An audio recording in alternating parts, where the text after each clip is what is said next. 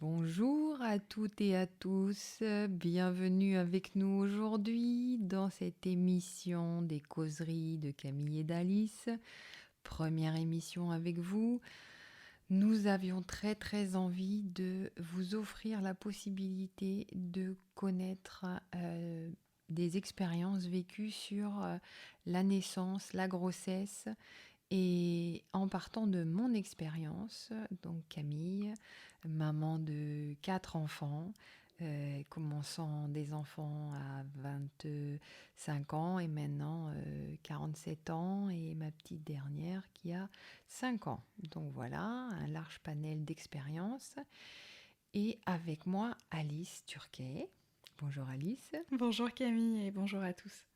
Qui m'accompagne, qui est aussi passionnée que moi par les grossesses, la naissance, et qui en fait me donne l'énergie et l'impulsion de partager mes expériences de naissance assez atypiques et de grossesse. Alors Alice, dis-moi pourquoi.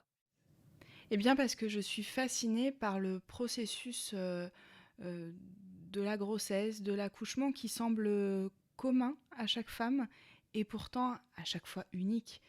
Et on voit très bien que le processus intérieur de la femme intervient grandement à ce moment-là et que chacune perçoit les choses complètement différemment. Et donc depuis très longtemps, j'interroge les femmes sur leur ressenti, sur leur perception, sur la façon dont elles ont vécu cette expérience incroyable. J'ai eu la chance de partir travailler au Cameroun et de pouvoir accompagner des femmes dans leur processus de grossesse, pendant leurs accouchements, d'assister aux accouchements et de recevoir leurs questions, leurs doutes et de faire le lien avec le personnel de l'hôpital. Je suis maintenant installée en tant qu'hypnothérapeute et j'accompagne des femmes dans ce processus de grossesse et d'accouchement pour leur permettre justement de fluidifier ce qui pourrait venir entraver le processus naturel dont tu vas extrêmement bien nous parler. J'ai été très touchée et émerveillée par ton récit d'accouchement, la vidéo que tu as faite. Et avant ça, quand on en était venu à parler de tes grossesses et de tes accouchements, j'ai adoré la façon dont tu m'en as parlé, avec l'authenticité, en même temps les détails, les souvenirs qui étaient présents. Et je me suis dit que ça pouvait être utile à tellement de femmes d'avoir une expérience comme ça et puis à cœur ouvert. Donc je trouve ça formidable et je suis très heureuse que tu puisses transmettre ce récit d'un bout de ta vie et aussi très touchée que tu t'ouvres à nous dans ces histoires. Merci beaucoup de me donner cette possibilité-là parce qu'effectivement, je sens que j'ai des choses à raconter et tu me donnes la possibilité de trouver une auditrice, une déjà, pour m'écouter. Et donc, pourquoi moi, de ce que je peux dégager de différent des autres. Donc, je vais en parler parce que j'ai plus... j'ai pas mal travaillé là-dessus, qui est la grosse différence entre mon expérience de maman femme qui a eu donc 4 enfants, donc 4 Oui. naissances, en plus avec 4 compagnons différents, Oui. dans des pays différents, avec donc une histoire de vie extrêmement atypique dans les formes extérieures de mes périodes de grossesse, donc avec un panel d'expériences relativement riche, Oui. et qui a amené aussi donc des grossesses atypiques, avec des accouchements atypiques, Et oui. mais qui ont une chose en commun, les 4 accouchements que j'ai eus, surtout à partir du numéro 2. C'est horrible, hein, je vais les appeler numéro 1, numéro 2, numéro 3. Après, je vous donnerai les prénoms. Mais qui, du coup, à partir du numéro 2, se sont passés merveilleusement bien. Ouais. Et donc, je vous invite à aller regarder, et c'est un petit peu ce qui a été l'élément phare de mon histoire d'accouchement, c'est la naissance de mon fils, Andrea, quand j'avais 30 ans. Et je raconte dans une vidéo... Oui, exceptionnel. Voilà, la naissance d'Andrea. Et en fait, elle s'est passée de manière exceptionnelle. Accrochez-vous bien, mesdames. J'étais chez moi, j'attendais la sage-femme pour accoucher et elle n'est jamais venue. Et donc, ça a été la plus magnifique chose qui me soit arrivée dans mon existence. C'est que j'ai été toute seule lors de mon accouchement. Et oui, ça t'a permis de vivre une expérience fabuleuse et puis d'expérimenter ce que tu n'aurais pas expérimenté s'il y avait une sage-femme peut-être. Exactement. Et de découvrir des choses. Oui, de trouver des ressources. Exactement. Et donc, je vais, tout au long de ces émissions, un petit peu, qu'on va faire, de vous raconter mes grossesses, mes accouchements et mes naissances. Comment est-ce que qu'est-ce que j'ai appris et comment à chaque naissance, j'ai appris des choses nouvelles. Et je peux vous dire qu'aujourd'hui, donc j'ai 47 ans, j'ai eu mon premier enfant à 25.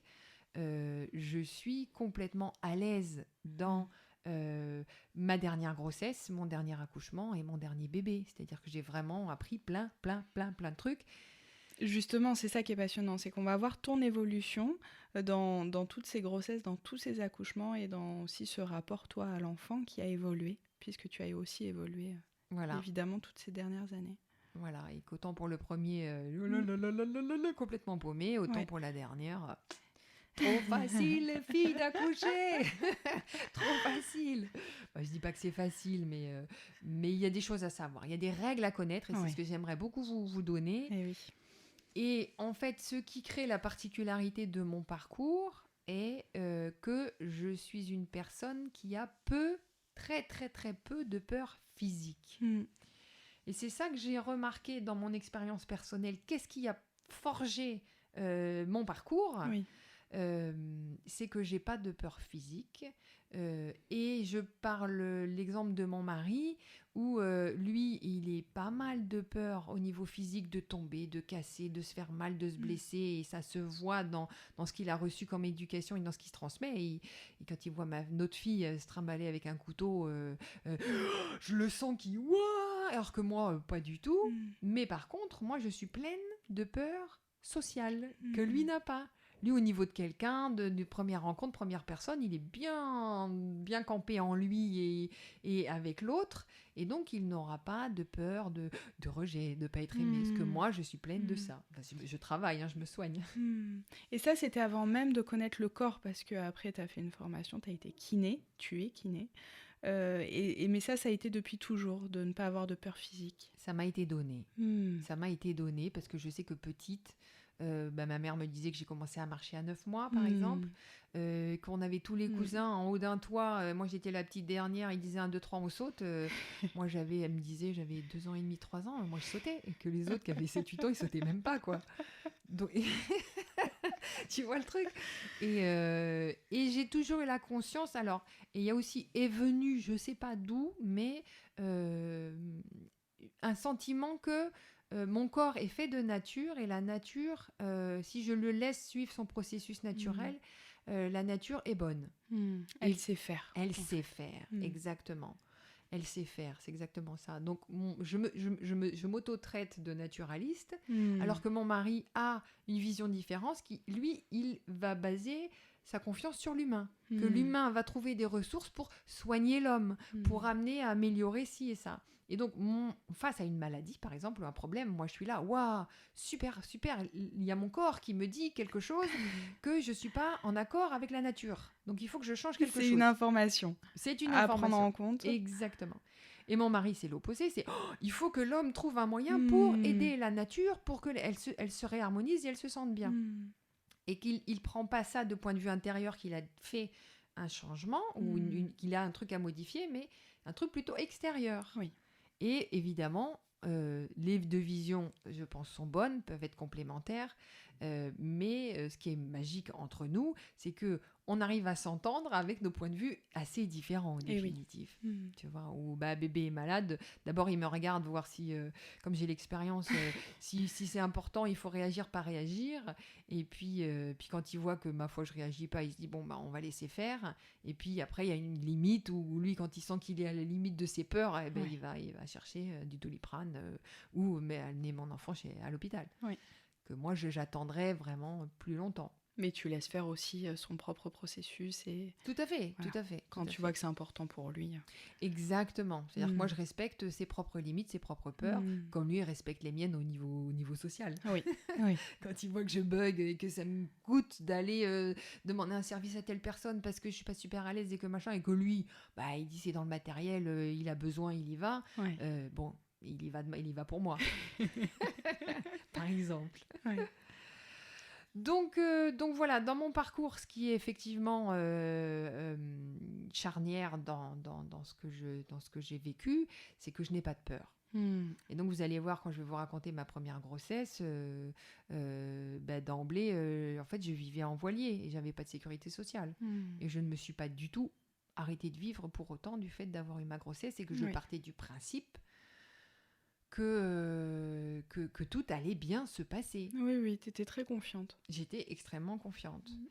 Et donc, le fait de ne pas avoir eu de peur et d'avoir vécu ce deuxième accouchement en faisant confiance à mon corps quand la sage-femme n'était pas là, m'a amené à vivre une expérience très naturelle, Oui. complètement archaïque, naturelle, et m'a amené à retrouver rejoindre ce que dit un chirurgien français qui a travaillé pendant des années dans une maternité qui s'appelle la maternité de Pithiviers, et cet homme s'appelle Michel Audin. Oui. Et donc, en lisant ces récits, j'ai compris que mes expériences ont été en fait calquées sur sa théorie. Et donc, je vais vous donner cette théorie qui est que et vous pouvez faire des recherches sur les travaux de Michel Audin. Il a écrit plein de livres. Il est connu internationalement. Oui. C'est vraiment un grand bonhomme qui ne rejette pas du tout la médecine. C'est ça qui est très fort. Voilà, qui est ni naturaliste ni humaniste. Il rejoint les deux puisque lui est un humaniste puisqu'il était chirurgien et interventionniste. Et en fait, il a découvert et remarqué que ce qui gérait le processus d'accouchement, de grossesse chez une femme, parce que les femmes qui jusqu'à présent peuvent faire ça, était le cerveau archaïque, reptilien. Et nous avons deux switches dans le cerveau, qui est le cerveau reptilien et le néocortex. Oui. Et le néocortex est celui qui gère les pensées, le volonté, le contrôle. Oui. Les envies, le futur, le présent, toutes ces projections mentales de désir. Sauf que le néocortex est incapable de gérer les fonctions basiques primaires du corps humain. C'est pas lui qui s'en occupe. Oui, on ne réfléchit pas à faire battre notre cœur, faire circuler notre sang. Exactement. Évidemment. Et heureusement qu'il y a ce mode automatique de survie du corps, géré par le cerveau archaïque reptilien, qui comprend la circulation sanguine, la respiration, tout ce qui concerne la survie. Oui. Et qui comprend aussi, du coup, l'accouchement. Oui. Et il a remarqué qu'est-ce qui faisait qu'un accouchement était long et difficile, ou simple, rapide et facile. Eh bien, c'était lorsque la femme se laissait complètement diriger par le cerveau reptilien qui avait ça en charge.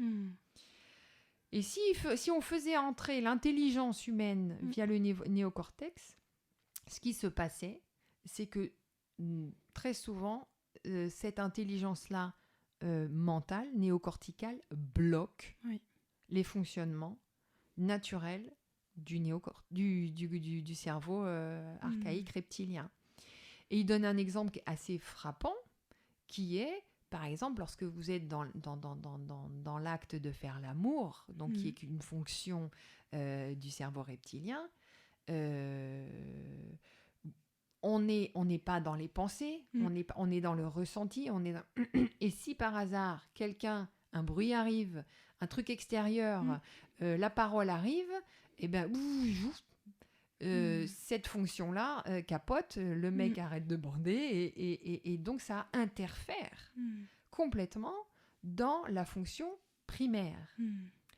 Eh bien, il se passe exactement la même chose lors d'un accouchement. C'est-à-dire que si on fait rentrer des stimulations néocorticales lors de l'accouchement, eh bien, l'accouchement est toujours plus long et plus difficile et plus douloureux. Donc, on va vous amener aujourd'hui... Parce que toute la difficulté, c'est ça aussi, c'est de laisser faire. Parce que voilà, toutes les femmes doivent se dire « Ah, mais c'est merveilleux, moi aussi, je veux laisser mon cerveau reptilien faire les choses et mon corps vraiment vivre cet accouchement et accompagner seulement, mais être là et laisser faire. » Mais il y a des difficultés psychiques parfois à ça. Voilà. Et bien, tout le boulot, ça va être de taire l'interrupteur du néocortex et le calmer, parce qu'il est souvent plein de questions et de peurs, et qu'il ne sait pas comment gérer. Et parfois, devoir travailler certaines problématiques, certaines réticences, certaines peurs, certains blocages, parce qu'on le sait, la grossesse et l'accouchement sont des révélateurs aussi de choses qui n'ont pas été réglées, où ça met en lumière, voilà, il y a une émergence pendant cette période-là, de choses et c'est fabuleux parce que c'est une merveilleuse voie pour les régler. Donc nous avons avec nous Alice Turquet, qui est hypnothérapeute, passionnée, spécialisée justement pour résoudre ces problèmes et préparer les femmes avant un accouchement pour essayer de clarifier les zones qui sont moins simples, des blocages que parfois on ne voit même pas, des peurs. En fait, certaines peurs certaines peurs dont les femmes ont conscience, d'autres dont elles n'ont pas conscience du tout, mais en général, ça part quand même d'un blocage, d'un mal-être, de quelque chose qui ne va pas, ou d'un stress, ou d'un comportement qui ne va pas. Alors ça peut être, moi j'ai des femmes qui viennent me voir pour arrêter de fumer, par exemple, parce qu'elles sont enceintes et qu'elles ont très envie d'arrêter. Donc tu as des femmes qui viennent te voir chez toi pour régler des problématiques, des peurs. Oui, c'est ça qui est formidable, c'est que du coup, dans ce processus où il y a des choses qui émergent, les femmes, ça leur donne le moyen d'accéder à ça et de le résoudre. Alors, l'hypnose thérapeutique est un très bon moyen parce qu'efficace, rapide et évidemment, il y a d'autres moyens. Il faut vraiment aller vers le moyen qui nous parle, qui nous appelle. Mais moi, mon travail, c'est vraiment d'accompagner les femmes ou les hommes pour que les choses soient plus fluides, que ce soit sur des arrêts du tabac, sur des dépendances en général ou sur des troubles, tout ce qui peut être une problématique pour la personne. Alors, ça peut être au niveau alimentaire, ça peut être des troubles du sommeil, et des maux en tout genre en fait psychiques. Oui, parce qu'au départ, toi tu travailles. Ce qu'il faut bien faire comprendre aux femmes, là aujourd'hui on va parler aux femmes qui sont enceintes, qui sont enceintes ou avec un bébé ou envie d'être enceintes, c'est que toi tu pars au départ sur une personne qui se sent avec une dualité, une problématique, et tu leur dis il y a toujours moyen de trouver une solution pour que vous viviez avec cette problématique, mais sans la vivre comme une problématique. On va essayer de trouver une solution. Tout à fait, parce que des solutions, il y en a. Alors quand on est dans le brouillard, on a l'impression que ça ne va pas se lever, que nous, on est constitué un peu différemment que les autres et qu'on a une peur depuis longtemps qu'on doit garder, qu'on doit subir et qu'on doit supporter, alors que non. Même par rapport aux dépendances, tout fumeur croit que lui, il va avoir plus de difficultés que les autres à arrêter, que ça va être plus souffrant, ou que peut-être lui il ne peut pas arrêter de fumer parce qu'il n'est pas aussi puissant que les autres, alors que non, chaque personne qui a envie de voir évoluer une problématique, un problème, une peur peut le faire et peut le faire aussi de façon assez rapide. Et puis sans souffrir. Et sans souffrir en surtout. comprenant. Moi, je témoigne que j'ai fait avec toi une hypnose, là, justement, pour arrêter le tabac. Même si j'étais pas une grosse fumeuse, tu m'as donné des clés qui permettaient de voir sous un nouvel angle. C'est ça qui est important, c'est qu'il y a vraiment des choses à savoir. Comme toi, tu vas nous transmettre là, avec tes récits sur la grossesse, l'accouchement. C'est des clés. Je pense que c'est important de pouvoir partager ça, parce que c'est tellement soulageant et c'est tellement efficace qu'il n'y a pas de raison de garder ces problématiques. Voilà. On n'est pas né pour vivre en souffrance et en problématique. problématique Non. et à se flageller. Et pour ce faire, du coup, le travail, c'est avec l'état hypnotique. Et l'état hypnotique, ce qui est passionnant, on en revient un peu au cerveau reptilien, c'est que l'état hypnotique, c'est un état qui est naturel. Chaque jour, l'humain traverse cet état hypnotique pour se régénérer et pour faire des mises à jour. Voilà, souvent inconscientes, hein, parce qu'on fait plein d'apprentissages dans nos vies dont on n'a pas conscience. Hein, ça s'appelle l'évolution Oui. et l'apprentissage de la vie. Mais donc on retrouve en séance cet état hypnotique, qui est un état donc naturel, je viens de le dire, qui est un état qui peut être un état d'évasion. Alors, mais des fois, des personnes me disent, mais moi j'ai beaucoup de mal à lâcher prise. Alors, il n'est pas forcément nécessaire de lâcher prise. Ça peut être aussi un état d'hyperconcentration, parce que tu l'as vu aussi dans le travail qu'on a fait, mais en état hypnotique, on est tout à fait conscient. Déjà, Oui. on entend tout, on se souvient de tout, et on est acteur. Moi, je n'agis pas sur la personne, tu vois. J'accompagne vraiment la personne dans ce travail, donc on fait ensemble, évidemment, pour l'émergence de ses ressources. Et c'est ça qui est vraiment passionnant, c'est de voir à quel point chacun... Alors, c'est toujours du cas par cas. Moi, quand une personne vient me voir, c'est une page blanche, quoi. On ne fait pas du copier-coller. C'est toujours du cas par cas, mais à chaque fois, il y a des ressources immenses. Et parfois, il suffit vraiment de très peu, tu vois, pour que les choses se soulagent. Souvent, je prends l'image du passage dans le chat de l'aiguille. Tu vois, parfois, il y a quelque chose qui se densifie, qui est lourd, qui est difficile. Et il suffit parfois de pas grand-chose, hein, d'un travail sur quelques semaines ou très rapide pour que les choses s'allègent et qu'il y ait vraiment un soulagement. Voilà. Ouais, c'est aussi la reconnaissance du problème, c'est aussi l'envie de changer, et toi, en douceur, et puis en donnant un autre point de vue, bah, au lieu de voir rouge, et bah, si tu changes la lumière, tu peux voir que c'est pas rouge, c'est plutôt vert, et que ça devient plus un problème, ou que soi-même on peut repeindre d'une certaine couleur comme on a envie. Oui, ce qui est important, c'est de voir aussi qu'avec l'état hypnotique, il n'y a pas à croire à quelque chose. Voilà. Oui. C'est pas on y croit ou on n'y croit pas. L'état hypnotique, c'est un état naturel, donc c'est une fonction naturelle. Et c'est tout à fait pragmatique parce qu'on utilise la puissance du cerveau, aussi la puissance de l'imagination, de la visualisation. Et on sait maintenant que le cerveau ne fait pas la différence entre le rêve et la réalité.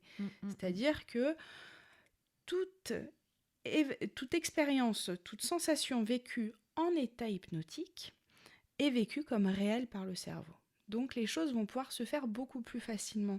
Et dans tous les suivis de grossesse que j'ai pu faire, il y a vraiment, si tu veux, aussi sur des premières grossesses, on imagine, on ressent, donc aussi bien certaines fois les blocages, les peurs pour pouvoir les traverser. Voilà, et c'est très soulageant, et les femmes se rendent compte qu'elles ont des ressources immenses. Mais les hommes aussi, sur d'autres sujets évidemment, mais ça c'est passionnant. Oui, parce que vous devez savoir, si c'est votre première grossesse, premier bébé, ça va être révélateur de tous les trucs que vous n'avez pas réglés, mesdames. C'est ça. Ça va être vraiment amplification de vos peurs, peur de grossir, peur de manquer, peur de pas avoir le mec au cours à être appuyé, peur de pas être à la hauteur, peur tout. Oui, et puis s'il y avait des problématiques un peu au niveau alimentaire qui étaient à peu près stables et maîtrisées, bon là ça peut exploser. Au niveau du manque affectif aussi, au niveau de toutes ces peurs d'abandon, il y a énormément de choses qui se passent, mais c'est hyper positif parce que du coup, comme on les voit, elles sont révélées, on peut plus les cacher. Du coup, ça aide à la transformation et le cheminement se fait. Oui, et savoir que la transformation, elle est pour vous, pour le futur, c'est pas que pour votre bébé. Évidemment. Donc c'est pas à travers le bébé, mais c'est pour vous faire du bien. Et puis aussi, il faut pas oublier que du coup, arriver à enlever des peurs qui au moment de l'accouchement, parce qu'il y a plein de peurs qui au moment de l'accouchement ressortent, bien évidemment, parce que c'est à un moment où on doit complètement lâcher prise et on doit accepter éventuellement ce qui se passe ou pas, donc en insécurité totale. Et là, si on n'a pas un petit peu un minima travaillé sur ces peurs, ça bloque. le système d'expulsion du bébé. C'est ça. Et donc ça. C'est ça qui est très très important de savoir aussi. Et donc vous allez vivre, mais bon, c'est qu'il y a des forces contraires du coup. Exactement. Entre bah oui, j'ai envie d'avoir mon bébé, mais j'ai tellement peur de ci, de ça, de ci, de ça, de ci, de ça, que quelque part j'ai pas envie vraiment. Du coup, il y a les deux cerveaux qui s'opposent et c'est ça. Il y en a un qui veut ouvrir, l'autre qui veut fermer. Et là, c'est un petit peu ce qui s'est passé pour ma premier accouchement avec Maloé, à petite échelle en définitive, mais pas du tout la même que le deuxième. Et effectivement, je sentais que tout n'allait pas dans le même sens. Je résistais. Oui, parce que quand on parle de difficultés d'ouverture de col, tout ça, il y a quand même aussi toute une part psychique. Et aussi, on va le voir avec toi, d'accompagner réellement, déjà de se réjouir de ces sensations qui peuvent être douloureuses, mais qui sont des sensations d'ouverture, et de les accompagner. Et de ne pas être en réticence par rapport à ça. Ouais.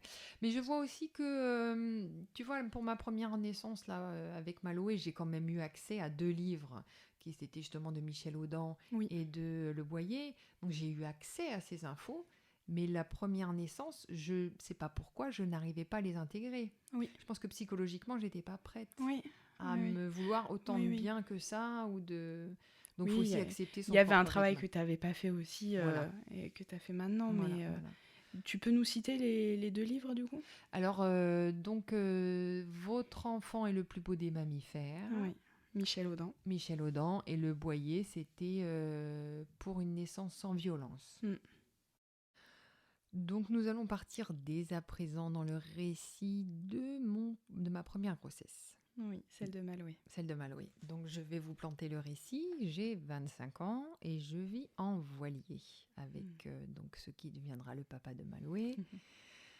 Donc, j'ai eu mon diplôme de kiné à 22 ans. Donc, j'ai travaillé quasiment 1 an et demi en tant que kiné. Et est survenue l'opportunité, grâce au papa de Maloé, de partir voyager en bateau, qui devait être au départ un voyage de 6 mois juste pour traverser l'Atlantique. Que lui connaissait la navigation, que moi je ne connaissais pas du tout, mais je l'ai suivi dans son envie de traverser. Et en fait, c'est un fait établi comme quoi, entre ce qu'on avait prévu en bateau et ce qui se réalise, il y a des opposés. Donc, un voyage qui aurait dû durer 6 mois de traversée, en fait, a duré, en définitive, 10 ans. Donc moi, j'étais seulement au début de me déconvenue, de me rendre compte de ce que j'étais en train de faire. Mais bref, j'avais un petit peu tout quitté, mon boulot qui n'était pas un boulot fixe. Je n'avais pas de voiture, je n'avais pas de maison, j'avais déjà l'envie de bouger. Donc, je n'avais aucune attache. Et quand il m'a proposé de partir 6 mois avec lui en bateau et de l'aider à financer ce voyage, parce que moi, je travaillais déjà, j'ai sauté sur l'occasion. Ça devait être 6 mois. Et en route, je me suis rendu compte, si tu veux, qu'il y avait des gens qui vivaient en bateau. Oui. Tu as découvert un peu ça. J'ai découvert un nouveau mode de vie. Moi, je me disais, je me fais une petite année sabbatique de 6 mois et je vais retrouver du boulot aux Antilles, là où j'avais déjà travaillé, en définitive. Donc, tout était super sécurisé. Sauf que là, en chemin, je me rends compte qu'effectivement, il y a des gens qui vivent depuis des années comme ça. Et c'est leur maison, c'est leur voiture. Et ils vont travailler de temps en temps pour gagner des sous et ils dépensent le moins possible.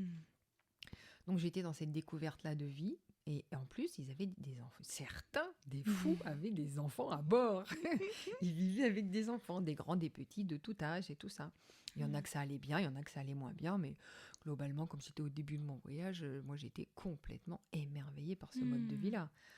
J'ai été waouh. Et puis, l'objectif était quand même de rallier les Antilles où je pensais pouvoir retravailler. Donc, je vivais en bateau. Et puis, pour la conception de Maloé, on n'avait pas vraiment pensé à ça avec Jean-François, le papa de Maloé. Mais pendant un moment, pendant qu'on fait l'amour, en fait, il me demande, est-ce que je dois me retirer ou pas ? Tu es en période fertile ou pas ? Et moi, je lui ai dit, si tu te retires pas, on risque d'avoir un bébé. Et il me dit, alors je me retire. Et puis je lui ai dit, je sais pas. Peut-être pas. Moi, ça me dérangerait pas d'avoir un bébé.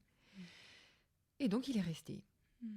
Mais j'ai souvenir on n'a fait qu'une fois où j'ai dit, oui, on y va. Et 1 mois après, j'étais enceinte. Enfin, j'étais enceinte de ce fait-là. Oui. Donc, les nénés qui gonflent, plus de règles, et me voilà donc à Gibraltar avec, avec le test dans la main pour voir si j'étais bien enceinte, à faire pipi dans un seau parce que dans le bateau, on n'avait pas de toilette. Ouais.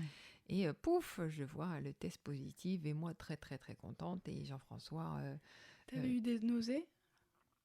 avant, aucun souvenir. Non, non, non, non. Ok. Non, ça m'a pas marqué.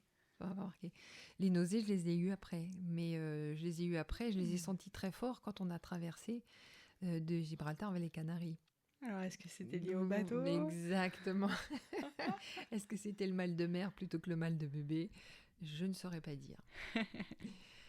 Donc je tombe enceinte à ce moment-là. Jean-François, lui, est content pour moi parce qu'il voit que je suis très très contente. Oui. Et puis, ne me vient mais à aucun moment l'idée de m'arrêter ou de trouver un endroit où me poser. Moi, j'avais très envie de continuer la vie de bateau, que je trouvais une vie de rêve, une vie merveilleuse. Et lui, à ce moment-là, se réjouit quand même de cette annonce? Il était content pour moi. Lui, il se rendait pas du tout compte des implications que ça avait. Il avait aussi 25 ans. Oui.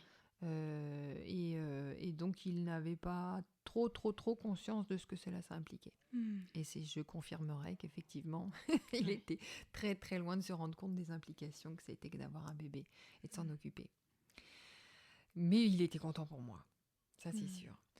Et donc on est à Gibraltar, on prend la décision de traverser vers les îles Canaries parce qu'on voulait toujours continuer à voyager, tant que c'était possible. Moi, je n'avais pas de sécurité sociale, on avait un petit peu des sous de côté, et je pars en me disant, de toute façon, je trouverai bien en route une solution. Il y a des femmes partout, voilà. Je me sentais en pleine forme, je me sentais pas du tout malade, et pleine de vie, donc je voyais pas ce qui pouvait m'arriver, et comme je disais, j'avais pas de peur, donc... J'y allais, en me disant que si moi je prends soin de mon corps, je prends soin de moi, il n'y a aucune raison qu'il se passe quelque chose de mal. Ouais. Donc nous traversons sur notre petit bateau 7 mètres, c'était vraiment très très petit, vers les Canaries, c'était 5 jours à peu près de navigation, et là effectivement je me souviens d'être pas mal nauséeuse, mais bon, savoir si c'est le bébé ou le bateau, je ne savais pas. On arrive à Graciosa. Et là, à Graciosa, ce que je remarque, c'est que donc la première île du Nord, c'est un archipel avec pas mal de petites îles. Ce que je remarque tout de suite, c'est que en marchant sur cette grande plage pour rallier le petit village de là où on était mouillé, on avait un bateau, on avait mis l'ancre dans une baie, et il fallait marcher un quart d'heure pour arriver au petit village. Ouais. Et sous le soleil et avec la chaleur, je me sentais des baisses de tension très très fortes. Où j'avais, tu sais, la tête qui tournait. Je sentais que le sable chaud... Je sentais faible. Voilà, je me sentais perdre. Donc ce que je faisais, c'est que je m'accroupissais. Tu vois, je faisais revenir le sang dans la tête. Et puis je continuais mon chemin. Ça a été mes premiers symptômes de grossesse, et qui m'est arrivé quasiment dans les 4 grossesses après, où dès qu'il faisait un petit peu chaud, il y a tout un moment où, comme j'ai toujours une tension qui est très très basse, j'avais tendance à perdre un petit peu, d'avoir des petites étoiles, d'avoir des étourdissements. Mais il suffisait soit que je m'allonge et je relève mes jambes, soit que je baisse la tête simplement, ou je trouve un endroit où être au frais, et ça passait rapidement. Donc ça a été mon premier symptôme de femme enceinte. Ensuite, qu'est-ce qui s'est passé d'autre à ce moment-là, ou dans l'île suivante, donc on a continué notre navigation, on a dû rester pendant 2 semaines dans ce petit endroit-là qui était vraiment très très sympa. Nous avons traversé vers Lanzarote, dans l'île d'à côté, et là j'ai rencontré, ce qui m'a beaucoup marqué, une femme avec son compagnon et ses 2 enfants en bateau. Et ils avaient un vieux gréement, donc toutes les manœuvres étaient plus compliquées que pour notre bateau. Donc j'étais très admirative. Et elle avec son bébé, et c'était une dame qui s'appelait Marion, qui avait 3 enfants, un grand qui vivait avec son papa en France, un deuxième Nils qui avait une dizaine d'années à bord, et une petite fille, dont j'ai oublié le prénom, qui avait 6 à 8 mois. Et en fait, cette femme-là qui avait une quarantaine d'années avait l'expérience. Et elle avait fait la petite dernière dans les Pyrénées, dans une bergerie avec son compagnon, une sage-femme. Et donc moi, waouh, enceinte t'imagines, de 3 mois, Et oui, admirative du parcours. Admirative du parcours et avide d'informations. Et oui, bien sûr. Donc, s'il te plaît, aide-moi. Qu'est-ce que je dois faire ? Qu'est-ce que je dois faire ? À l'époque, il n'y avait pas Internet. Tu ne pouvais pas du tout chercher des infos comme aujourd'hui. Oui. Et donc, elle, heureusement que je suis tombée sur elle, c'était cool. Et donc, tout de suite, elle m'a dit, alimentation, attention. Hyper important. Ouais. Voilà. Et moi, j'avais déjà en tête que je ne voulais absolument pas grossir. Je ne voulais absolument pas abîmer mon corps pendant les grossesses. Donc, j'avais vraiment cette envie de faire attention. Donc, qu'elle me le dise encore en plus, c'était super parce que ça me donnait des clés. Et elle m'a expliqué tout de suite qu'elle mangeait tous les matins dans un yaourt une cuillère en plus de levure de bière, du pollen et des germes de blé qui permettaient d'amener des compléments alimentaires. C'était pas manger plus, mais de manger mieux. Exactement, avec une logique de c'est pas la quantité qui va compter, mais c'est la qualité de ton alimentation qui va être le plus important. Une alimentation très nutritive, donc. Voilà, avec plus de minéraux, parce qu'il va y avoir en double pour les bébés, pour qu'ils se fabriquent, et non pas forcément plus de graisse, donc tout de suite j'ai fait attention à ça et j'ai voulu du coup à 3 mois faire des analyses de sang pour savoir en était ma qualité de sang. Faire un check-up quoi, voir voilà. S'il y avait des carences ou pas. Ouais, parce que c'est du coup le fait que j'ai des étourdissements avec ma tension très basse. M'ont alerté je manque peut-être de quelque chose. Tu savais avant que tu avais une tension basse ? C'était connu pour toi d'avoir une tension basse ? Non, j'avais pas autant.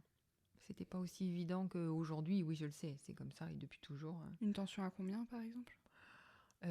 Moi j'ai plutôt du 7-10, tu vois. Ouais, ok.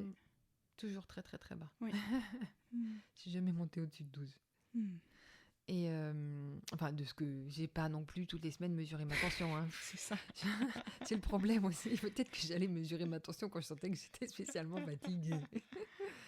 Parce que, voilà. Mais je sais que j'ai une tension très basse et mes enfants aussi. Donc effectivement, à partir de là, je me suis dit, je vais quand même faire voir au niveau un bilan sanguin qu'est-ce qui me manquerait. Oui. Et donc, j'ai payé de ma poche. Je suis allée faire une analyse de sang dans un laboratoire là-bas aux Canaries. Et effectivement, ce qui est ressorti de l'analyse, c'est que je manquais de fer.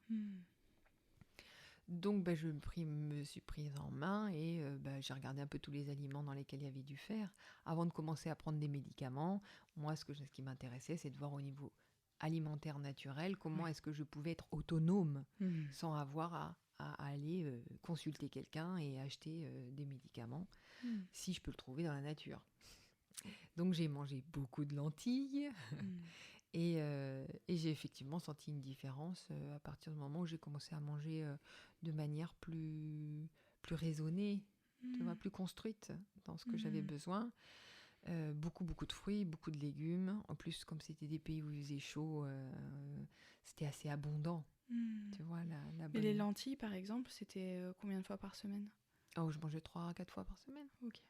Ouais, j'en mangeais pas mal. Ouais. Et puis de temps en temps, j'avais des envies de viande. On n'était pas très fortunés. Et puis on essayait de pas trop dépenser, donc c'était très rare de manger de la viande. Mais du coup, on essayait de pallier, trouver d'autres moyens. Voilà. Mais de temps en temps, on se faisait un petit plaisir. On s'achetait un gros steak ou on allait au resto.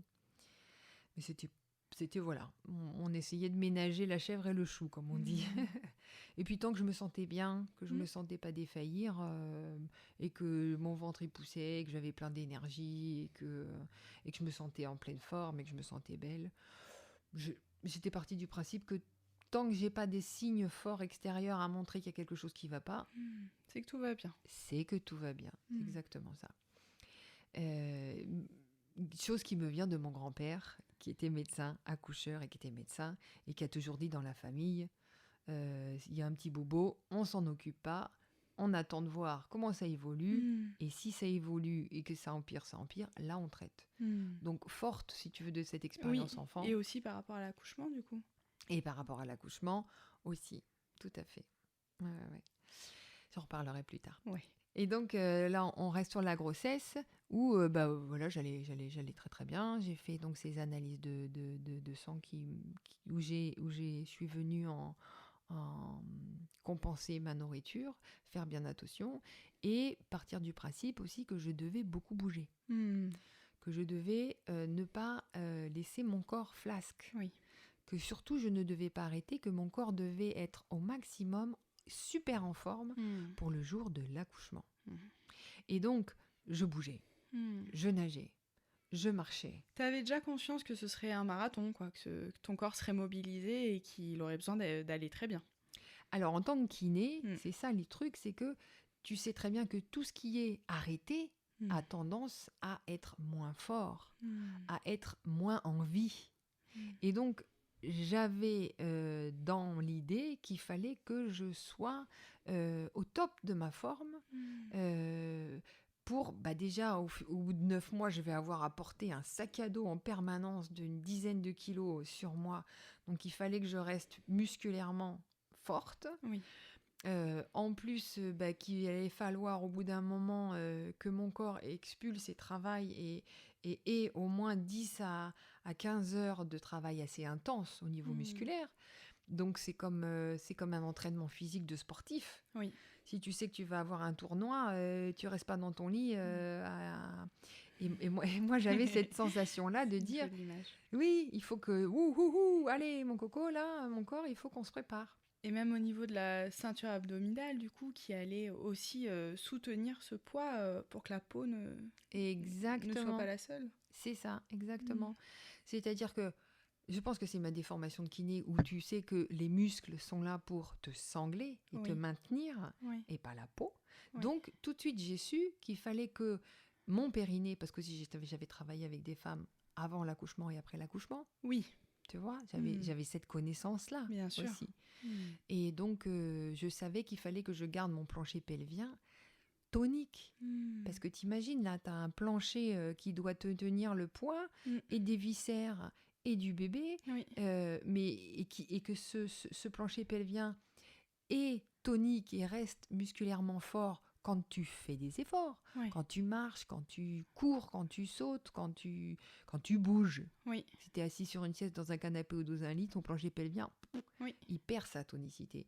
Donc, je m'étais toujours dit, si je veux pas que mon bébé il descende trop, ou j'avais en tête que ça pouvait faire des ouvertures au niveau du col, mais j'ai pas de preuve de ce que je dis, mais moi, mon envie à moi était de garder un plancher pelvien fort, puissant, et une ceinture abdominale forte et puissante pour éviter que mon bébé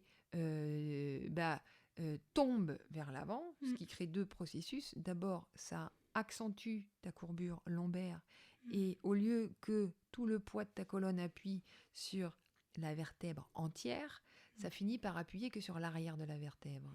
Et ça, il y a beaucoup de femmes qui ont très mal au dos à cause d'une hyperlordose parce qu'elles n'ont pas une bonne sangle abdominale. Et si tu as une sangle abdominale qui te tient et qui te sangle ton bébé à l'avant, tu n'as pas autant besoin ta colonne, automatiquement, elle se redresse. Oui. Donc, d'une part, ça évite d'avoir des douleurs au niveau lombaire et des hyperlordoses chez les femmes. Oui. Et deuxième chose, si vous n'avez pas une sangle abdominale musculaire tonique, que vous laissez complètement les muscles se détendre, et bien ce qui va se passer, c'est que c'est la peau qui va maintenir le bébé pour éviter qu'il se casse la figure. Avec un éclatement et donc des vergetures. Voilà, parce que la peau a une extensibilité qui est limitée. C'est pas comme un muscle, c'est pas comme un élastique. C'est vraiment... c'est pas fait pour ça. Donc ça se déchire. Et avec un risque d'ouverture du col, du coup, prématuré aussi. Moi, je crois que oui, mais j'ai pas fait d'études. D'accord. Moi, c'est une idée que je soulève. Un truc à travailler. Oui. Un truc à travailler. Et oui, parce que ça me paraît tellement logique que le périnée, s'il est fort tonique, il est bien fermé, forcément, il maintient. Il maintient, oui. d'une certaine manière. Mais bon, Je sais pas. Peut-être que oui, peut-être que non. Hmm. Mais j'avais cette conviction-là qu'il fallait que je me maintienne toniquement, très, très bien, très en forme. Et puis, faut aussi pas oublier que ce qui permet la circulation sanguine, c'est aussi les muscles. Oui. C'est quand tu marches, quand tu... Voilà. Et donc, tu vas quand même avoir double dose de sang. C'est Jamie qui m'a dit la dernière fois que Mhm. la femme, en fait, automatiquement crée plus de sang Mhm. pour elle-même au cas où, pendant l'accouchement, tu perds beaucoup de sang. Tu sais, quand Hmm. on se décoche Oui, le oui. placenta et tout ça. Donc, on a le droit de perdre un petit peu de sang au moment de l'accouchement. Sauf que ce surplus de sang, ce surplus sanguin, il faut le gérer, Oui. il faut le remonter, il faut le... Voilà. Donc, effectivement, d'où l'intérêt d'arriver à ce que ta musculature et ta tonicité physique soient bonnes. Oui. Donc, moi, je savais que à partir du moment où j'étais enceinte, j'allais faire l'inverse que tout le monde dit. Tu fais rien, tu te couches, tu bouges plus, tu portes plus rien. Moi, c'était complètement l'inverse que m'est venue l'envie d'eux, Oui.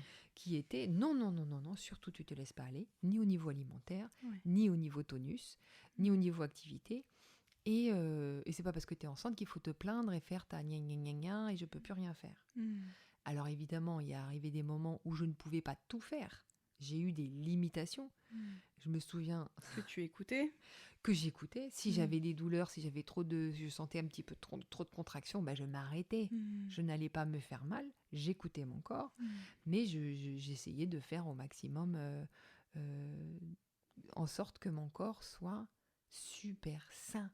Mais toi, tu bougeais dans le bon sens parce que tu es hyper au courant du corps. Mm. Du coup, tu le faisais travailler merveilleusement bien. Oui, je faisais, mais c'est pas très compliqué non plus. Si vous ne le savez pas, c'est pas compliqué. C'est-à-dire, tu as l'alimentation à prendre en charge et il faut bouger le corps. Il faut marcher. Oui, et le bouger comme il faut, sans se faire de mal. Ah bah aussi. si tu marches, ça va. Hmm. Oui, oui, je vous demande pas d'aller faire des haltères, je vous demande pas... Hmm.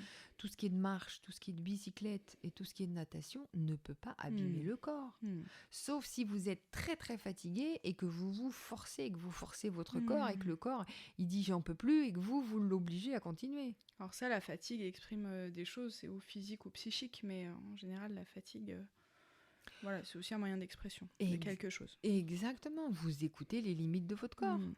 Vous respectez, votre corps, il va vous parler. Et puis si aujourd'hui, vous pouvez marcher que 5 minutes, marchez que 5 minutes. Demain, vous marcherez peut-être 6 minutes, 7 minutes. Mais l'idée, c'est rester en mouvement, quoi qu'il se passe.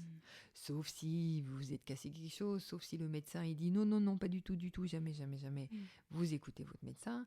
Mais avant ça, de toute façon, pour tomber enceinte, ça va être votre seule obligation qui va être de vous maintenir votre corps en extrêmement bonne santé. C'est ton grand-père donc qui disait que la grossesse n'était pas une maladie. Exactement, exactement. Et la seule chose unique et chose que vous devez faire, c'est ça. C'est maintenir au maximum votre corps en bonne santé. Et de faire surtout aussi ce que vous aimez faire.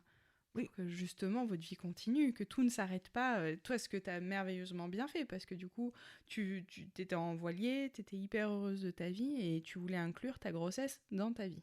Tout à fait. Je ne m'arrêtais pas de vivre parce que j'étais enceinte. Mais j'imagine que si ma vie ne me plaisait pas, j'en aurais bien profité. J'en aurais donc, si vous avez envie de tout arrêter, peut-être réfléchissez sur des choses à changer dans votre vie. Moi, je dis pas que tout le monde doit partir en voilier, hein. C'est pas ce que je dis, mais il y a effectivement des moments où aussi le fait de travailler par ma dernière grossesse numéro 4, où je suis quand même contente de mon boulot. J'étais kiné, je travaillais dans un cabinet de kiné, j'étais ravie de ce que je faisais. Sauf qu'au bout de 4-5 mois, j'avais les pieds, je pouvais pas être debout tout le temps, je pouvais pas donner plus que ce que mon corps voulait. Donc il a fallu que j'arrête. Non pas parce que j'aimais pas ce que je faisais, mais parce que c'était meilleur pour moi et pour bébé de s'arrêter à ce moment-là. Donc il faut trouver le juste milieu entre effectivement... C'est un bon moyen de voir si sa vie et son activité convient à ce moment-là. Voilà, exactement. Dans quel moment est-ce que... Apporte de la joie, de l'énergie. Tout à fait. Donc gardez en tête qu'il faut être en bonne santé. Ça, c'est hyper important. Et c'est vraiment le seul truc qu'il faut faire quand on est enceinte. Puisqu'on revient un petit peu à ce qu'on disait au départ, c'est-à-dire que c'est pas nous qui allons accoucher, c'est notre corps. Mm. Nous, on ne sait pas comment accoucher, on ne sait pas comment faire un bébé. Je ne vais pas dire aujourd'hui, tiens, je vais réfléchir, aujourd'hui je vais lui faire une oreille. Ouais. Mais je ne sais pas faire, c'est pas moi qui sais faire, c'est mon corps. Donc il faut l'aider au maximum. Et pour aider le corps à faire ça, il faut lui donner de l'énergie. Et donner de l'énergie passe par le mouvement, passe par l'alimentation, passe par... voilà. Un équilibre psychique et relationnel et émotionnel aussi. Ça donne de l'énergie. Bien évidemment. Après, si vous ne bougez pas du tout et que vous avez envie de vous y mettre dès à présent, y a moyen très très très facilement de faire le tour de pâté de maison. Ça vous prend 5 minutes. Et petit à petit, se remettre en forme, se remettre en route pour l'accouchement. Et aussi, ce que je faisais pas mal, c'était des étirements et du yoga. Alors, on va arriver, donc là on était à Lanzarote, j'ai rencontré Marion avec sa famille, j'ai changé mon alimentation, j'avais fait des analyses de sang et on a continué notre voyage et on est arrivé sur Tenerife. On avait fait Grande Canaria, Tenerife, donc je continuais le voyage petit à petit, mon bidon qui s'agrandissait.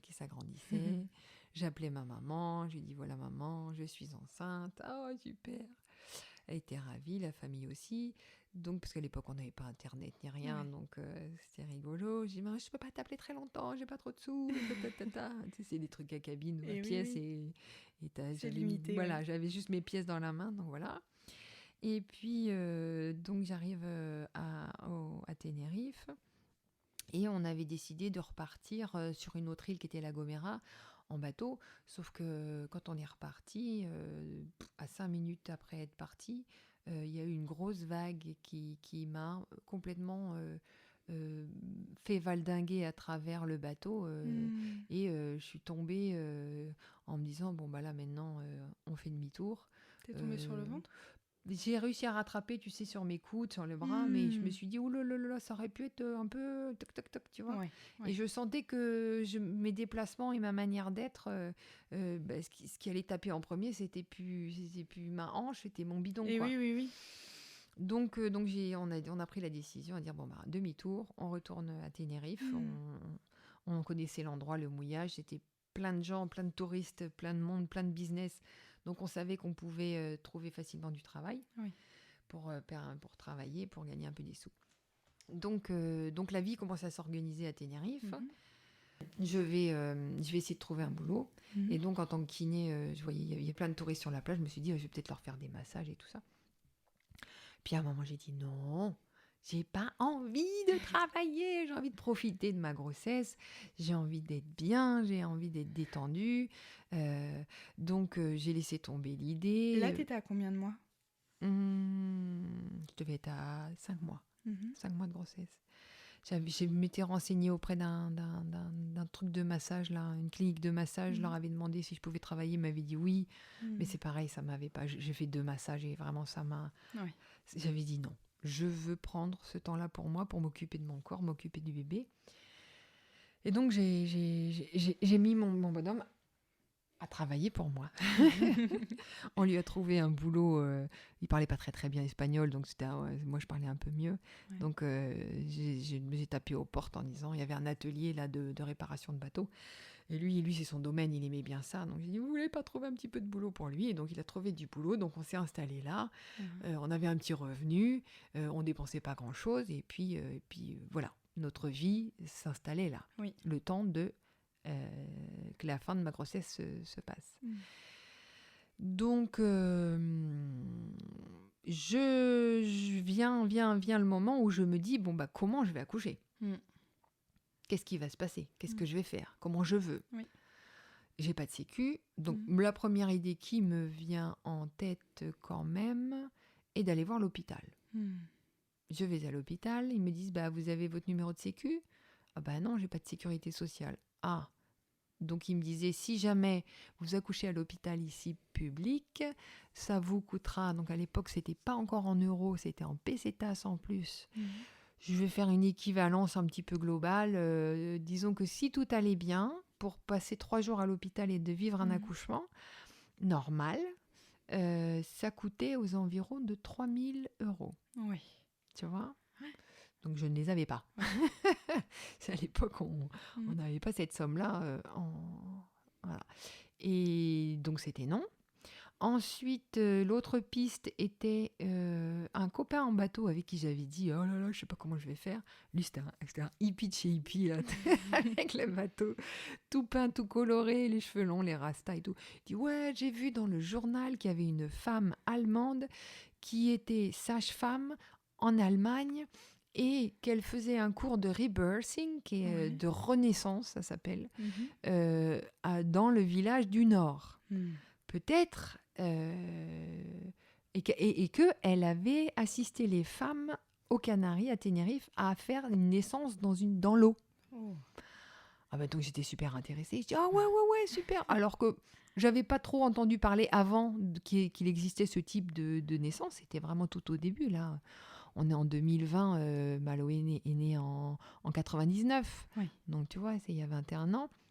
C'était très rare. Très marginal. C'était, là, oui, coup, complètement marginal. Donc me voilà partie toute seule là avec mon gros bidon. J'ai pris le bus parce qu'on n'avait pas de voiture dans le village du Nord, sans savoir comment j'allais rentrer, parce que je savais qu'il n'y aurait pas de bus retour. Mais c'est pas grave, on y va, on trouvera bien des gens gentils qui m'hébergeront ou qui me ramèneront. Et donc, j'assiste à la conférence, tout en espagnol. Je n'en comprends que la moitié, mais j'ai la chance extraordinaire de rencontrer, pendant cette conférence, une sage-femme qui habitait dans la ville où on vivait, nous. Wow. Et qui était une sage-femme qui préparait les femmes à accoucher. Wow. Donc, en fait, c'était plein de sages-femmes, évidemment. Donc, c'était cool et adorable. Et elle m'a pris sous son aile et tout ça. Donc, après, je suis allée discuter aussi avec l'organisatrice pour lui demander, c'est pas tellement le rebirthing qui m'intéresse, mais ce serait voir si vous accepteriez de me faire un accouchement. Oui. Donc, elle m'a dit, ce serait avec grand plaisir, sauf que moi, je m'en vais en Allemagne à partir du 1er mai. Oui. Et comme ma fille devait naître juin, ça collait pas. Les dates, ça collait pas. Donc, cette piste a été abandonnée, sauf que la sage-femme que j'avais vue qui travaillait dans le village où on habitait, dans la ville où on habitait, m'a proposé gratuitement de suivre ses cours de femme enceinte et de préparation à l'accouchement. Waouh! Ah ouais, c'était trop gentil, trop sympa. Et donc, elle me dit, qu'est-ce que tu as fait comme suivi, t'en es où? Donc, j'ai dit, j'ai fait une analyse de sang et j'ai oublié de dire à Grande Canaria, quand on était passé à 6 mois de grossesse, j'ai eu l'envie de faire une échographie pour voir où en était le bébé. Tu vois, déjà voir qu'il n'y en ait pas deux. Ouais. Voir s'il y avait bien tous les doigts, les pieds, les mains, les tout, ci, ça. Donc, j'ai payé avec mes sous. Donc là, t'es allée avec ton compagnon? Alors, pas du tout.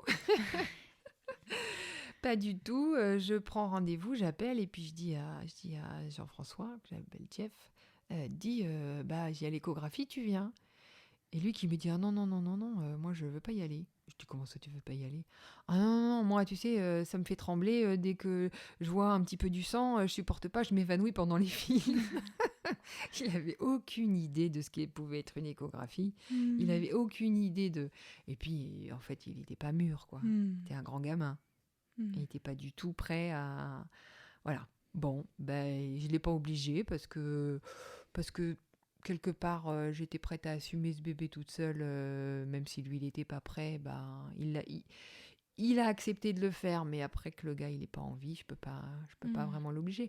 Après, dans le deuxième épisode, c'était un petit peu un de mes regrets. Je vais en parler, de l'avoir forcé à vivre l'accouchement alors qu'il n'était pas forcément dans l'envie de vivre un accouchement. C'était pas une bonne idée. Pour toi aussi. Pour moi comme pour lui. C'était pas une bonne idée de forcer. S'il n'est pas prêt, s'il n'a pas envie, faut pas faire des pieds et des mains. Soit vous l'envoyez voir une psychothérapeute ou une thérapeute qui l'hypnotise comme toi. Mais voilà. Bon, bref, faut respecter les limites à ce moment-là. Oui, soit il a envie de dépasser un peu ses limites et puis là, il trouve le moyen ou soit il le souhaite pas. Et là, de toute façon, quelqu'un qui n'a pas envie d'être dans une démarche thérapeutique, on ne le force jamais. C'est ça, tout à fait. Donc j'étais allée faire ma petite échographie toute seule avec le médecin. Ensuite, c'était vraiment très très mignon de voir, De découvrir, de donc, à l'image. découvrir, voilà. Qu'est-ce que ça t'a fait? Et j'avais l'impression de rentrer en lien avec mon bébé. J'avais l'impression de vraiment le matérialiser, bizarrement. C'est bizarre, hein, sur un écran, mais comme il C'était un peu bougeait. plus concret. Ouais. Et puis j'arrêtais pas de toucher mon bébé. Tu sais, depuis le départ qu'il a commencé à bouger, Maloué, j'arrêtais pas avec mes doigts de chercher où était le pied, la tête, avec mon ressenti de kiné où je sens dans le massage qu'est-ce qui est des parties molles, qu'est-ce qui est des parties musculaires, qu'est-ce qui sont des parties osseuses. Oui, donc tu osais vraiment enfoncer tes mains dans ton ventre. Complètement. Ouais. J'allais chercher où était la tête. Tu voyais, tu avais un petit point d'appui, pouf, t'appuyais dessus, tu tournais, et puis si c'était un pied ou une main, poum, elle répondait, elle redonnait des petits coups de pied. Ouais, c'était vraiment trop mignon. Et ça, vraiment, je vous souhaite, toutes les femmes, d'essayer de ne pas avoir peur. Vous ne pouvez pas faire mal à votre bébé. D'oser. Donc la limite, c'est seulement si toi, tu as mal. Exactement. Et d'enfoncer son doigt au point d'avoir mal, c'est rare. Ce qu'il faut, c'est pas être trop intrusif, il faut y aller tout doucement et puis faire comme des petites caresses, tu vois. Tu rentres au bout d'un moment, au bout de, je vais dire, de 4-5 mois, j'étais capable de dire si c'était le dos, si c'était les fesses, où est-ce qu'était la tête. Comment bébé était positionné. Voilà. Ouais. Très vite, tu sais, tu imagines comment peut être enroulé bébé. Et oui. Tu vois la partie ronde qui peut ressembler à la tête et puis tu vois des petits coups de pied ou des petits coups de main devant. Donc tu te dis, là, il est complètement lové en position fétale, comme son nom l'indique. Et donc tu sens le bébé. Tu sens le bébé. Donc ça, c'est... J'avais déjà ce lien-là qui était super sympa. Ça, c'est vraiment... J'ai toujours continué pour mes 4 grossesses, c'est génial. Et c'est... Donc ça, tu prenais le temps un peu tous les jours pour être en contact avec bébé? Oui, je me faisais pas mal de siestes la première grossesse. Ouais. Je faisais pas mal de siestes. Le matin, souvent, je sortais et j'allais faire les courses à vélo. Tu vois, je faisais les courses comme Jeff y travaillait. Moi, je prenais mon vélo, j'allais faire mes courses, je revenais. J'ai eu une vie assez réglée à ce moment-là. C'est-à-dire que je prenais ma petite annexe, on avait le bateau qui était garé un petit peu plus loin, on va dire. J'avais mon vélo qui m'attendait, je le décrochais, je faisais du vélo.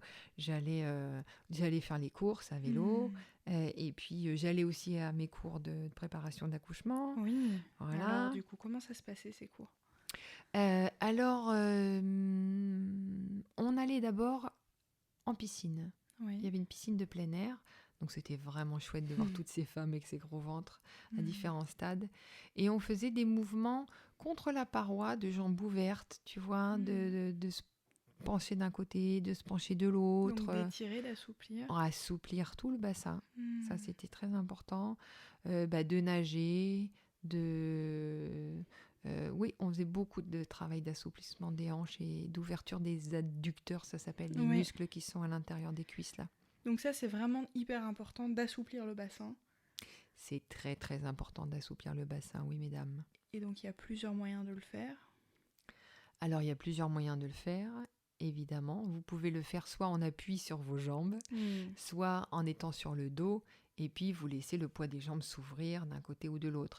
Aujourd'hui, sur Internet, vous pouvez trouver facilement des petites postures de yoga toutes douces pour arriver à assouplir les hanches et les ligaments. À savoir que une étude a été faite, je ne peux pas vous dire mes sources, je suis désolée, que c'est une sage-femme qui m'avait dit ça, qui m'avait dit, tu sais, dans mes cours, ils m'ont dit que les femmes qui faisaient du yoga et un travail sur leur corps, en fait, bon, je dis yoga, ça peut être stretching, ça peut être... ont vraiment des accouchements beaucoup plus faciles. Ah oui. Ouais. Parce que elles ont conscience de ce que c'est qu'étirer un muscle, elles ont conscience de leur corps aussi, à la connaissance d'étirement, pas étirement, souplesse, pas souplesse, et tout ce qui est ankylosé et serré et verrouillé, évidemment, pour déverrouiller en une journée Hmm. Ce que certains yogis mettent des années à assouplir. Et oui, euh, c'est quasiment impossible. Voilà, c'est Oui. beaucoup plus dur. C'est beaucoup plus dur. Mm. Alors, à savoir que ce qu'il faut étirer le plus pendant une grossesse, pendant un accouchement, est le col de l'utérus. Ça, tu peux pas le faire même en yoga. Ouais. Mais disons que le périnée, les muscles et les ligaments qui sont tenus sur le bassin, Et oui. qui se lient au bassin, et ben forcément, ils vont avoir une implication aussi lors Ouais. de l'accouchement. Ils vont être hyper mobilisés là. Ils vont être très mobilisés. Donc, si vous n'avez pas un minimum de souplesse et de force, Ouais. c'est important de les travailler. Et est-ce qu'une danse, par exemple, qui mobiliserait le bassin pourrait être conseillée aussi? Et tout à fait. Mm. Exactement. Très, très bien. Danser. Mm. Et une autre chose, c'est que moi, dans mon deuxième bébé, je n'ai pas souhaité faire l'accouchement en position pieds levés dans les étriers, mais au contraire, où j'avais mes pieds posés au sol et j'avais le poids du corps sur mes pieds. Oui. En fait, ça m'a énormément aidé à garder mon bassin ouvert Et oui. en étant agenouillée. Mm. Et j'avais une copine là qui me racontait il n'y a pas longtemps que quand elle a accouché, il a fallu lui tenir les genoux parce que quand elle contractait très fort, ses genoux avaient tendance à se fermer. Et elle a demandé à son mari de lui tenir un genou d'un côté et elle de l'autre côté pour pas que sous l'effort, la porte se ferme. Tu vois, les portes se ferment. Donc, se garder en forme, faire beaucoup de tonicité musculaire et d'assouplissement musculaire. Oui. Ça va de soi. Donc, c'est un travail que j'ai fait avec cette sage-femme-là. Oui.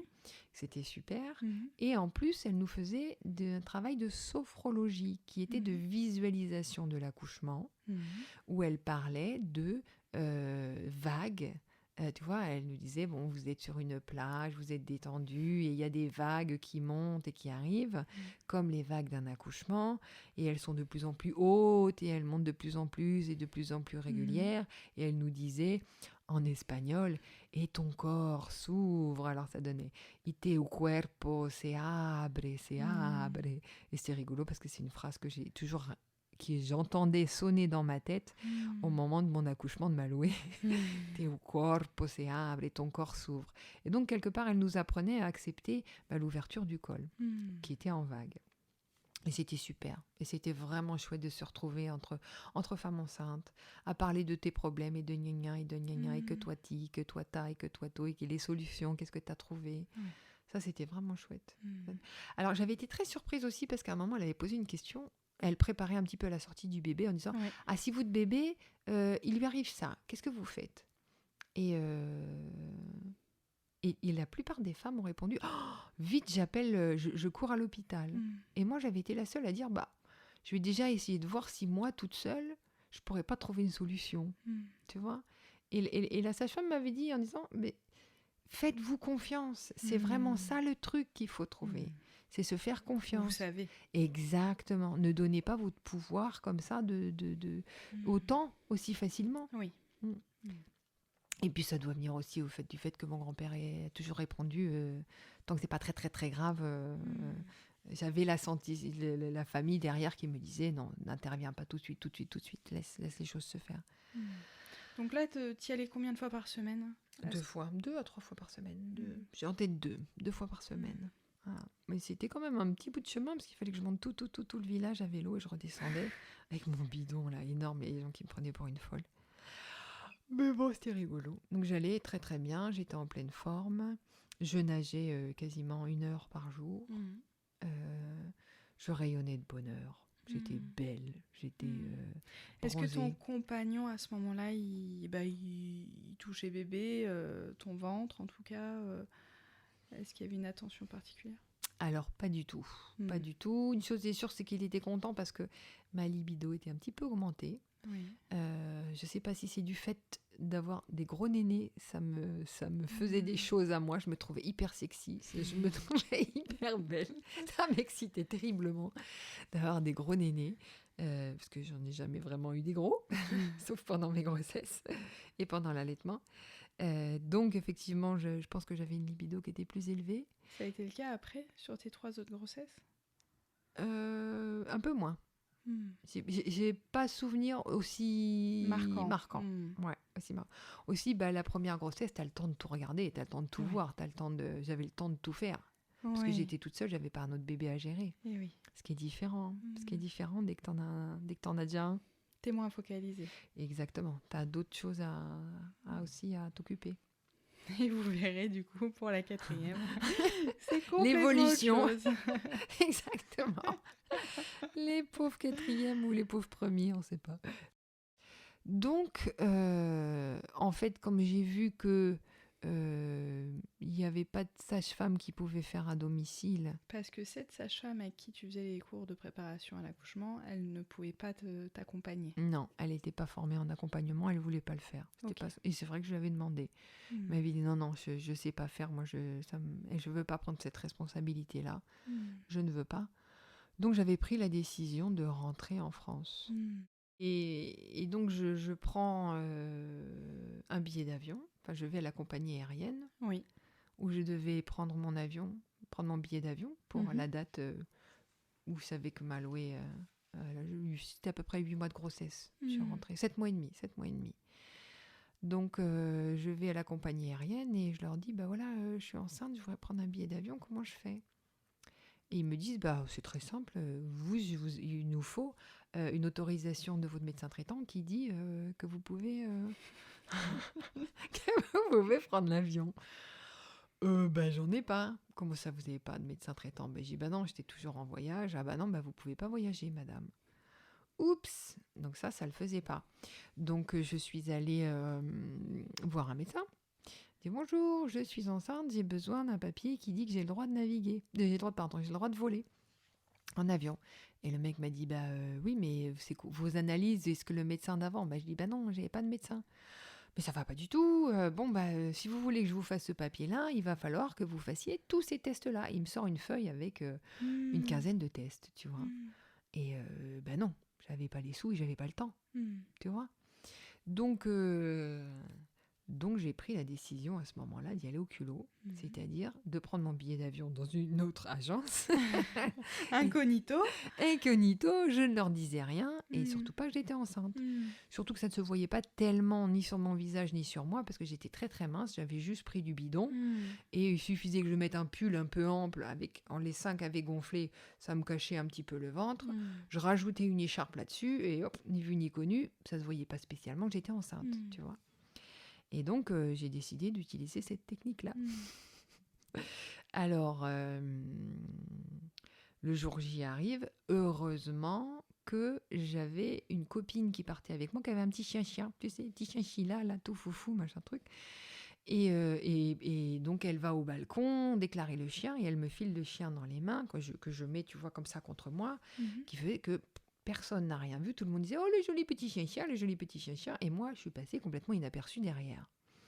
Parce qu'elle rentrait dans l'avion avec son chien. Oui, c'était des petits que tu pouvais embarquer. Ok. Et ouais, coup de chance, tu vois.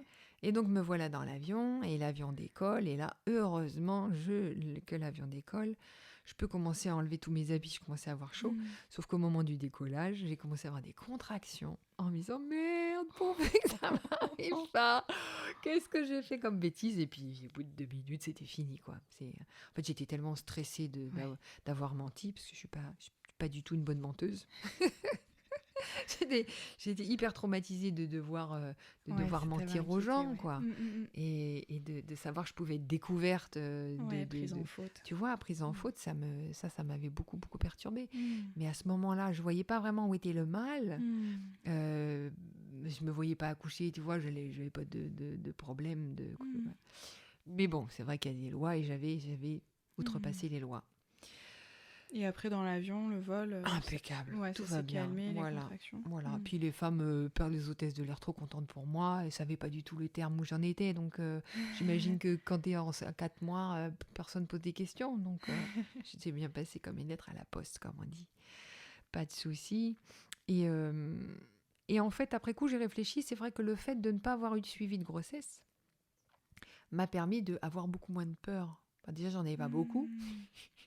Mais j'ai pas eu de pollution au niveau... t'avais pas eu tous les échos de toutes les potentialités. Voilà, voilà. Et ce que je dis, c'est que les médecins, c'est un petit peu comme des garagistes qui vont de réparer la machine du corps, qui serait... Et sauf que tu sais très bien que pour faire un bébé, il faut être en super bonne condition. Et c'est comme si ta voiture, il fallait qu'elle fasse les 24 heures du Mans. Donc forcément, ils vont checker tout un listing de voir quelles sont les pièces qui pourraient éventuellement être défectueuses. Ils ont l'habitude. Tu vois, donc les médecins, ils vont te faire un panel de batterie de tests pour voir si tout va bien, pour éviter le moins de problèmes. Si c'est dans leur pouvoir de gérer et pallier à ce problème-là, ils vont le faire. Donc, quand tu es en bonne santé, que tu vas bien et que tu as conscience que tout va bien de ton corps, tu fais les tests et il y a rien qui sort qui n'est pas bon. Oui. Il faut pas, c'est pas les tests qu'il faut avoir peur, mais c'est justement se dire chouette, les médecins sont là pour m'aider à savoir s'il y a un petit problème ou on pourrait améliorer le truc. Mais il faut pas voir ça comme un truc, comme une vision de il me donne des angoisses et patati patato, parce que c'est vrai que quand on est hyper fragilisé quand on est enceinte. Oui. Ah, ça c'est sûr. Les moindres infos, les moindres de là, c'est super super anxiogène. Oui, après il y a des tests plus anxiogènes, tu nous en parleras pour ta 4e grossesse, il me semble. Ouais. Voilà. On avait fait des Le tests. test de la trisomie. Exactement. Où les résultats peuvent être très anxiogènes alors qu'il n'y a pas de problème aussi. Ouais, voilà.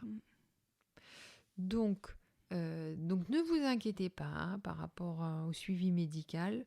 Restez dans une optique où ils sont là pour nous aider à savoir qu'est-ce qui pourrait éventuellement ne pas bien fonctionner. Mais vous, c'est pas les médecins qui vont résoudre tous vos problèmes. Vous restez de toute façon au maximum en meilleure santé possible. Santé physique et si possible santé mentale. Oui. Donc on revient à la discussion du début. Si vous sentez que vous avez une peur, vous sentez que vous avez quelque chose que vous ne pouvez pas gérer, que là, n'hésitez pas à aller consulter un spécialiste qui va vous aider, soit à résoudre le problème, soit à arrêter de fumer si vous fumez et que vous vous sentez pas bien, arrêter de boire si vous sentez que vous buvez trop, arrêter plein de choses s'il y a des choses de manger si vous sentez que vous pouvez pas vous contrôler au niveau de l'alimentation. Voilà. S'il y a des déséquilibres en tout genre. Voilà. Ça, c'est très important de vous prendre en compte, vous prendre en charge et vous prendre en soin. Les médecins, ils vont gérer la mécanique du corps. C'est à vous d'aller chercher les gens qui vont vous aider à vous nettoyer la tête, à voir, à clarifier et à enlever les doutes si vous en avez. Oui, et à vous faire confiance.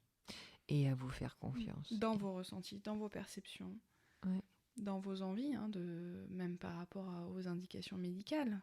Voilà, eux ils indiquent, après vous êtes maître de vous, de votre corps et de ce que vous voulez faire. Tu nous en parleras aussi pour ta 4e. Et puis le papa peut avoir du coup un rôle à jouer aussi pour faire tampon entre le personnel soignant et puis la femme enceinte qui n'a pas forcément envie d'avoir toutes les infos qui peuvent parfois être anxiogènes. Ça dépend de chacun, mais en tout cas, ça peut être un moyen de mettre le papa en intermédiaire.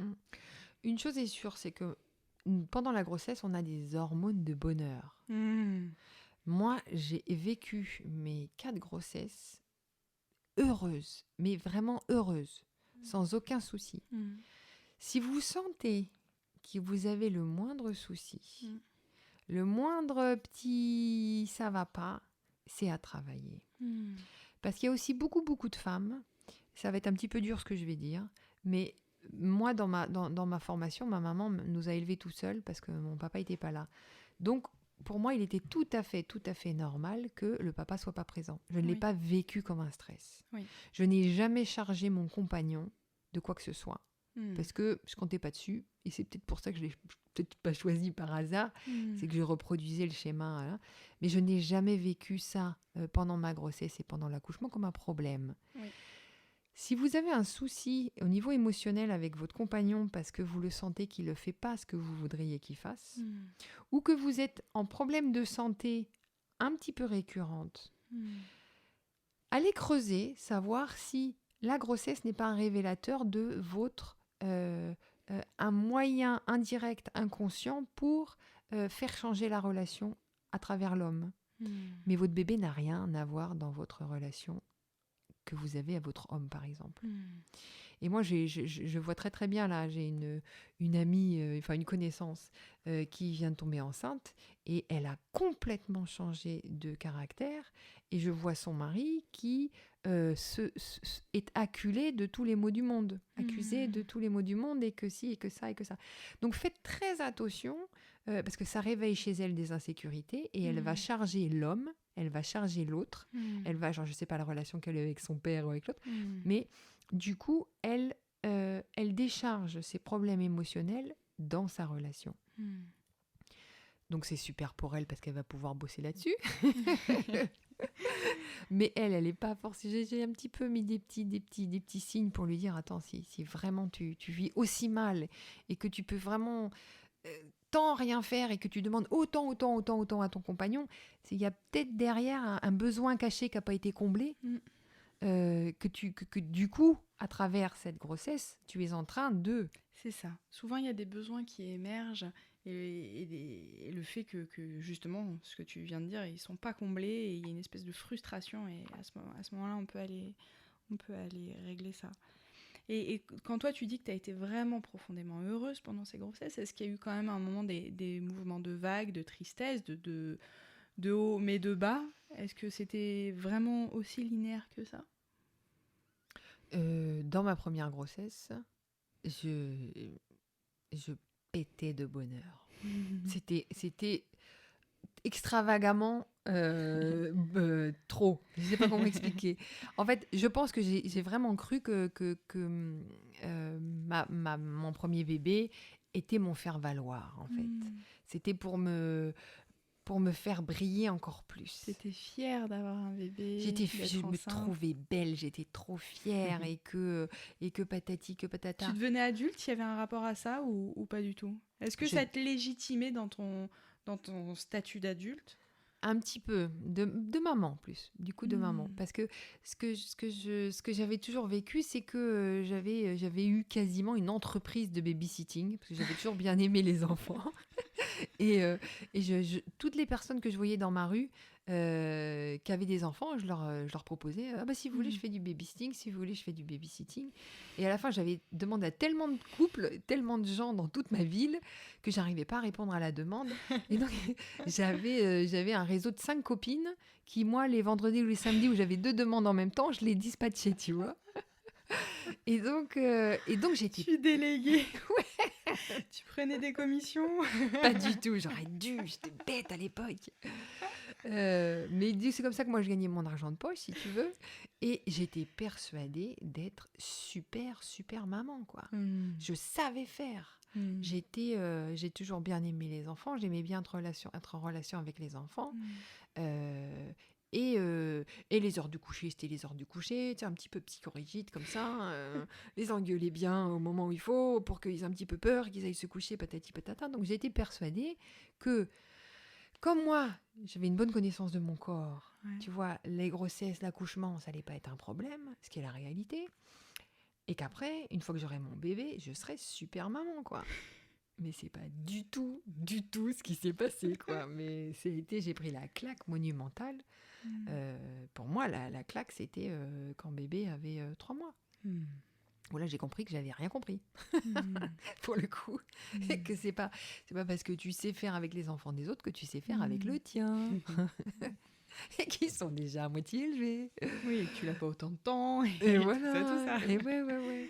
Et c'est marrant parce que je parlais avec Nadia, là, une copine aussi, qui elle avait jamais gardé personne, donc elle était persuadée d'être une maman, mais nullissime. Ouais. Et elle s'est découverte une patience en or, et qu'elle était une bonne maman au départ. Et moi, c'était le processus inverse. Donc j'ai tombé de haut. Et donc voilà. Mais tout ça pour dire que, de toute façon, si vous sentez qu'il y a un déséquilibre quel qu'il soit et vous ne vous sentez pas heureuse, il faut travailler là-dessus. Oui. Il faut travailler là-dessus, surtout pour l'accouchement. Parce qu'après, c'est très révélateur de je veux qu'il sorte, je veux pas qu'il sorte, et quel est l'intérêt qu'il sorte pas. Est-ce que je le garde en moi, je le garde pas en moi? Bien sûr. Et prendre conscience que c'est possible de faire évoluer les choses, que les choses s'allègent, que les choses se fluidifient. Tout à fait, tout à fait. Donc voilà, premier épisode plein d'espoir pour une transformation des femmes, de leur accouchement, de leur grossesse, de l'humanité entière, avec Alice et avec moi-même. Un petit mot à rajouter ? Juste au niveau des massages, au niveau du vagin, est-ce que tu as fait des choses en particulier? Au niveau des seins, est-ce qu'il y a eu des préparations plus particulières là pendant ces quelques mois? Alors non, j'ai commencé à faire ça uniquement quand je suis rentrée en France, que je suis tombée sur une sage-femme. D'accord. On en parlera à l'épisode numéro 2, Ok. qui est la Super. préparation vraiment intense à Ok. l'accouchement. Mais sinon avant non, c'est alimentation, bouger, voilà. Fabuleux. Merci beaucoup Camille pour ce partage. Merci Alice de me donner l'envie de partager et de le faire. Gros bisous à toutes et à tous et à bientôt. À très bientôt. Prenez soin de vous.